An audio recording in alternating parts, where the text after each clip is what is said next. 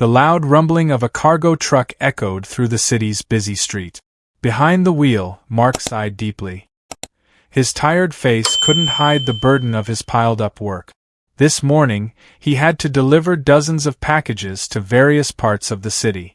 It wasn't an easy job, especially with the strict supervision of Mr. Caldwell, his boss, who was known for being very disciplined, even cruel. Mark always tried to be as efficient as possible. Every wasted minute meant a harsh reprimand and a possible pay cut. But today, he felt something different. At an intersection, right under a shady tree where he often took a short break, he saw a stray dog. The dog was thin. Its fur was dull, and its brown eyes radiated sadness. It looked at Mark as if asking for something.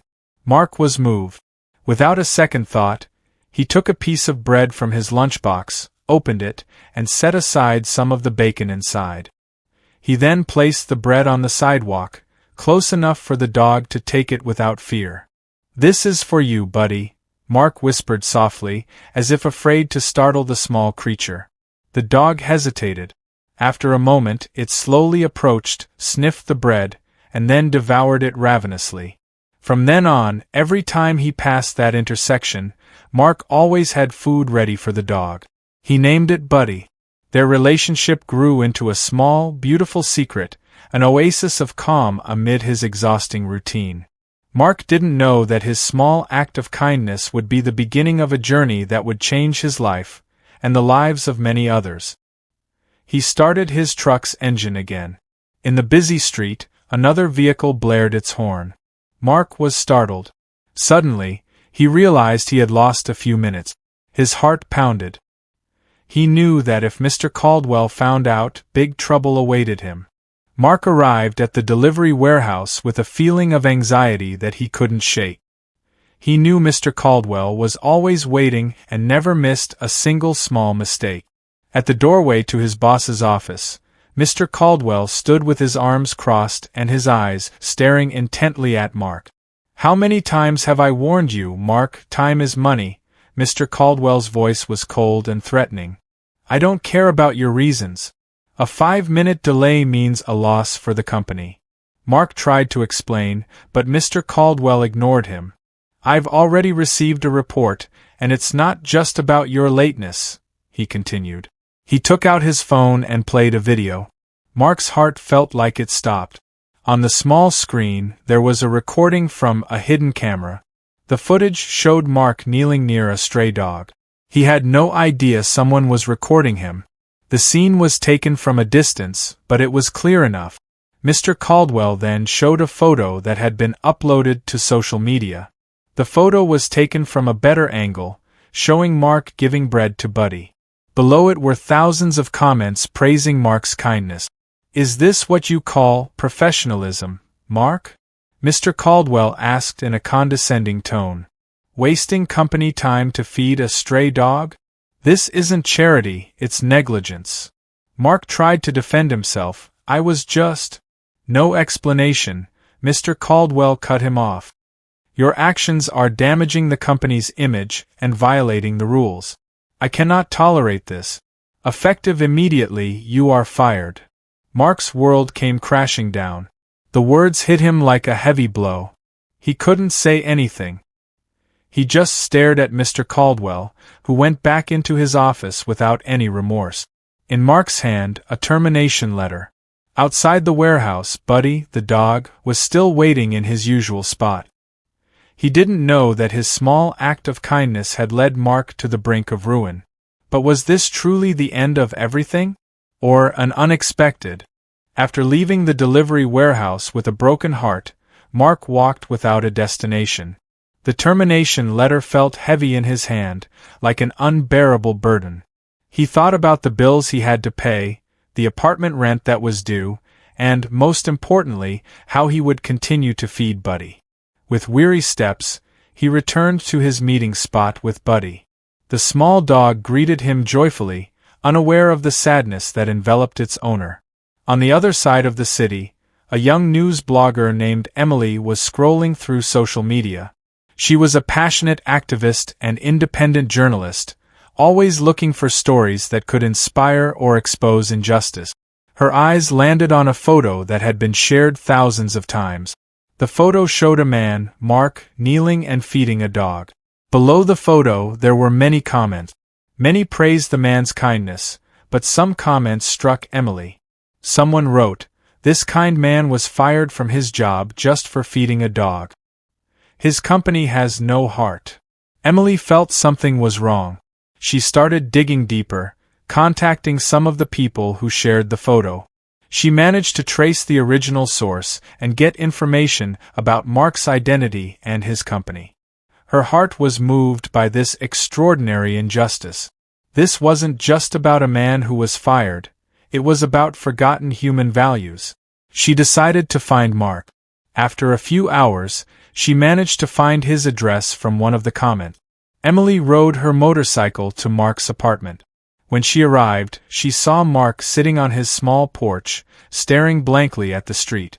Beside him, Buddy was leaning comfortably against his leg. Emily took a deep breath. She knew this story had to be told.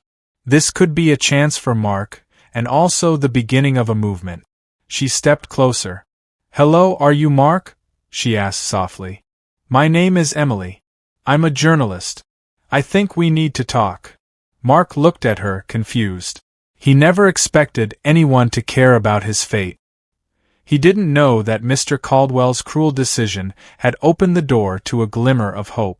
A door that would change his life forever. Mark looked at Emily in confusion. He didn't understand why a journalist would be interested in his ordinary life story.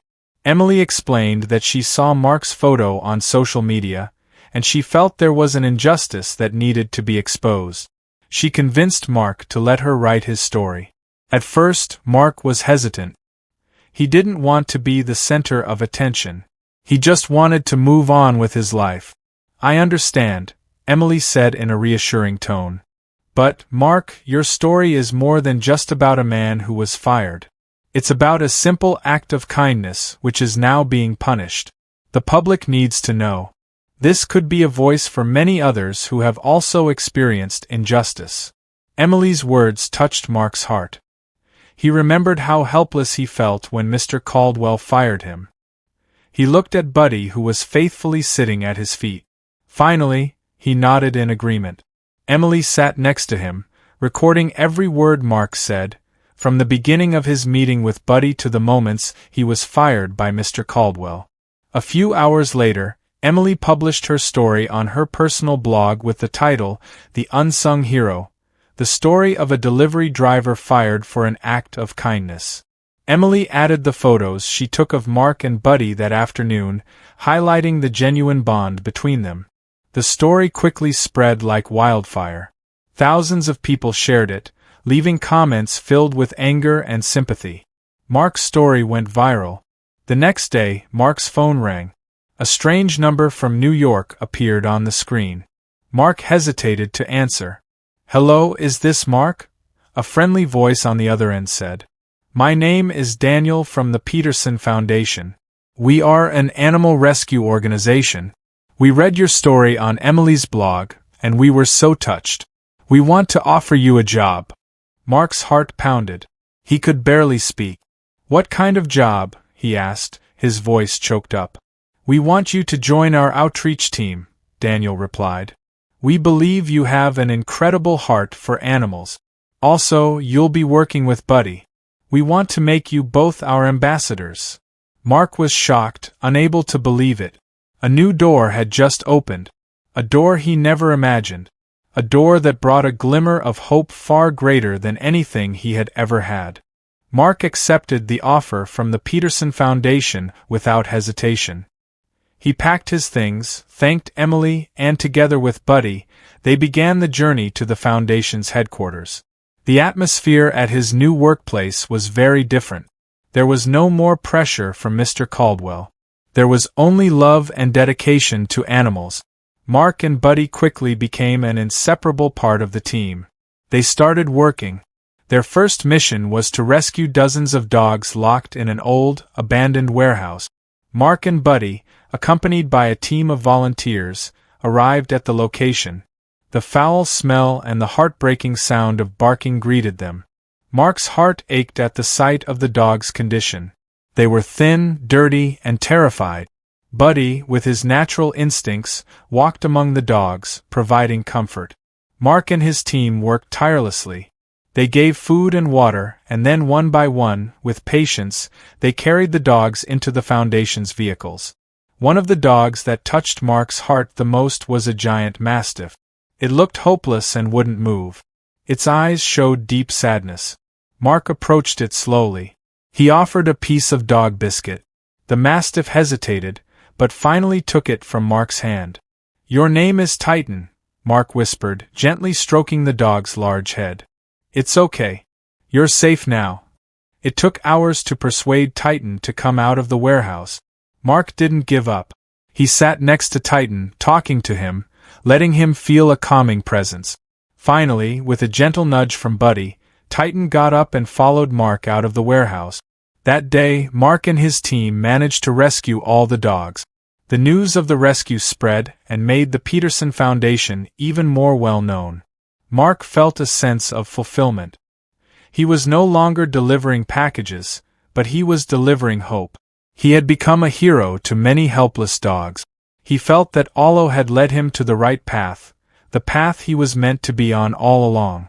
However, in the midst of all that success, a shadow from the past came to haunt him. A shadow that would threaten the happiness he had just found. Mark and Buddy's life at the Peterson Foundation continued to flourish. Their story inspired many people, and they became the face of the foundation. One day, while Mark was busy preparing for a charity event, a man approached him. The man looked familiar, but Mark couldn't place him. "Hello, my name is Roger," the man said with a cynical smile. "I read your story. Very touching. But there's one thing wrong with your story." Mark looked at him in confusion. "What's wrong?"